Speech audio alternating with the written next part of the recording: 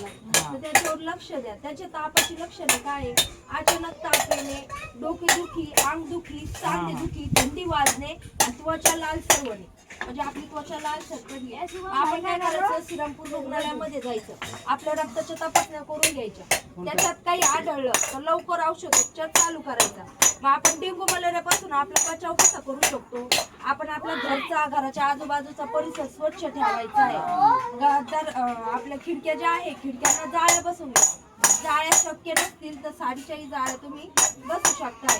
गटारी नाल्या वाहत्या करून घ्या. जे ट्यूब टायरे जे आहे त्याच्यात पाणी न साठणार त्याची काळजी घ्या, त्याची वाट लावा. जे घरातील सर्व पाणी साठे जे आहेत, टाक्या, हौद, रांजणे किमान ते आठवड्यातून एकदा तरी स्वच्छ धुवा आणि मग ते कोरडे करून त्याच्यात पाणी भरायचं आणि हवा बंद झाकण लावायचं. म्हणजे ते जो डास आहे तो त्याच्यात अंडी न देता कामा. अशा पद्धतीने जर का आपण काळजी घेतली, कानामध्ये डासाच्या आळ्या खाणारे गप्पी मासे सोडावेत. नगर परिषद व आरोग्य कर्मचारी घरी आल्यानंतर सर्व पाणी साठे दाखवून त्यांना सहकार्य करायचंय.